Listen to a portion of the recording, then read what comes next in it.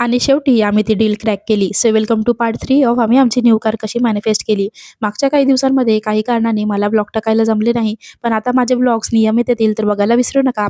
तर जसं मी तुम्हाला मागच्या ब्लॉगमध्ये सांगितलं होतं, की आम्ही नेक्साच्या त्या कारची टेस्ट ड्राईव्ह घ्यायला रेडी झालो होतो. त्यामागची स्टोरी म्हणजे हे मला बोलले, की "उद्याला छान रेडी हो, आपली ड्रीम कार टेस्ट ड्राईव्हसाठी घरी येत आहे." त्यावर मी यांना बोलली, की "आपण तुमची ड्रीम कार खरंच घेत आहे का?" तर हे बोलले, की "ती आपल्या बजेटमध्ये तर नाही, पण तरी आपण टेस्ट ड्राईव्ह तर घेऊन बघूच शकतो." दुसऱ्या दिवशी आम्ही फायनली आमच्या ड्रीम कारची टेस्ट ड्राईव्ह घेतली आणि ती होती मारुती सुझुकीची फ्रॉन्क्स आणि त्यासोबतच त्यांनी आमच्या जुन्या कारचं पण इन्स्पेक्शन पूर्ण केलं कारण आम्हाला ती कारसुद्धा एक्सचेंजमध्ये द्यायची होती.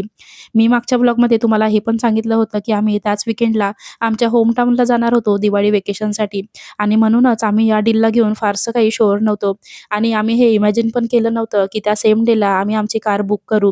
पण आता हे आमच्या मॅनिफेस्टेशनचं मॅजिकच समजायला हवं, की त्याच वेळी आम्ही आमची ड्रीम कार बुक केली. कारण त्यांनी आम्हाला न्यू कारच्या डीलसोबतच जुन्या कारची पण खूप छान एक्सचेंज व्हॅल्यू दिली आणि तुम्हाला मी सांगते आम्हाला आमची न्यू कार आमच्या सेव्हिंगमधनं घ्यायची होती कुठलंही लोन न घेता. जे सुद्धा खूपच इझिली शक्य झालं या डीलनी आणि या प्रकारे आमच्या कारचं मॅनिफेस्टेशन पूर्ण झालं.